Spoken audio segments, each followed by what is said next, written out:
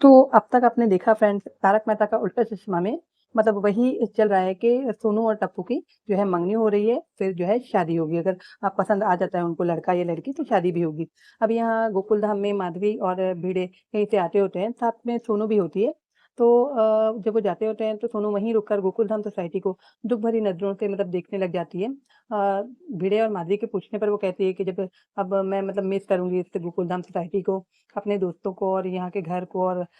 ये आंगन जो है कंपाउंड उसको, तो भिड़े सर उससे कहते हैं कि अभी तो सिर्फ़ मंगनी हो रही है, शादी नहीं हो रही तुम्हारी, जो इतना दुःख मना रही हो। इस पे सोनू कहती है कि मंगनी के बाद शादी भी तो कर ही देंगे ना आप लोग। तो ये सारा कुछ कहते हुए जब भिड़े उनको घर पे चलने को कहते हैं कि मतलब लड़के वाले आने वाले हैं, तो सोनू को कहते हैं कि साथ में घर चलो अभी उनका आने का टाइम हो ही गया है। सोनू कहती है कि उसको ज़रा टप्पू से बात करनी है। तब दोनों ताज्जुब में आ जाते हैं, लेकिन माधवी भिड़े सर से मतलब बोल के सोनू को टप्पू से मिलने भेज ही देती है, जबकि भिड़े जो है वो मना करते होते हैं कि टप्पू के साथ मत जाना, उसके पास मत जाना वरना वो कोई ऐसी चीज़ तुमको सिखा देगा कि फिर से पहले जैसा हो जाएगा। मगर माधवी के कहने पर भिड़े को सोनू को टप्पू से मिलने भेजना पड़ता है। फिर सोनू जो है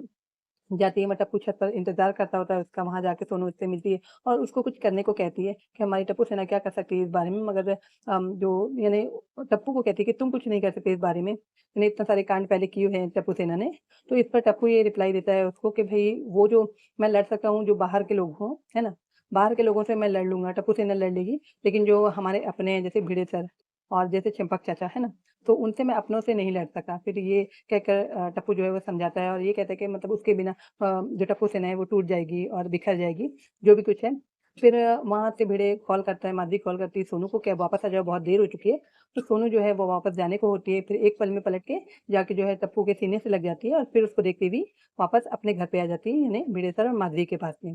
उसके आते ही भिड़े सर उसको कहते हैं कि अभी बस लड़के वाले आने ही वाले हैं, मगर वो कहती है कि मैं लड़के वालों के सामने नहीं आऊँगी। तो इतने में ही जो उनके काका होते हैं वो लड़के वाले को लेकर आ जाते हैं सोनू के लिए और जो माधवी है, जो भिड़े सर हैं उनका स्वागत करते हैं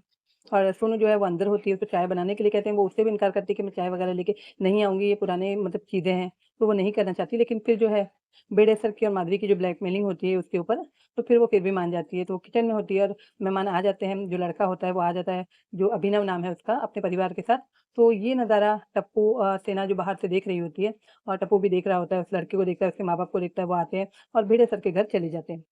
तो उसके बाद में जैसे कि सोनू को बुलाया जाता है जब वो लड़के के परिवार वाले आके बैठते हैं, सोनू को बुलाया जाता है, मगर सोनू बाहर नहीं आती। तो फिर किसी बहाने से जो भिड़े सर हैं और माधवी है, वो बहाना करके अंदर किचन में चले जाते हैं, वहाँ चाय उबलती होती है और सोनू किसी ख़्याल में खोई हुई होती है। तो वो लोग फिर उससे बात करते हैं, मगर वो इनकार करती है ये मंगनी करने से कि फिर अगर मंगनी करके वो लोग कहते हैं कि देखने के लिए ही आए हैं, तुम्हें भी मंगनी होगी। मगर सोनू का कहना है कि फिर शादी भी तो कर ही देंगे ना आप लोग। तो फिर वही ब्लैकमेलिंग का काम चलता है, भिड़े सर और माधवी ब्लैकमेल करते हैं जो भी कुछ है अपनी इज़्ज़त का हवाला देके यानी जो भी लड़कियों को जिस तरह ब्लैकमेल किया जाता है कि नहीं तुमको करना पड़ेगा, तो यहाँ सोनू भी मान ही जाती है अपने माँ-बाप की इज़्ज़त के लिए उनको गले लगाती है। फिर वो सारे रोने-धोने लग जाते हैं जो भी है और मेरे ख़्याल से उनकी मंगनी हो ही जाती है। तो ये एपिसोड है 4335 यानी 35 और इसके बाद का प्रोमो वही प्रोमो जो कई बार मेरे ख़्याल से मैंने देख लिया है कि जो है गोगी भाग के जाकर कहता है वैसे तो वो लोग देख रहे होते हैं वहाँ पर खड़े होके सीढ़ियों पर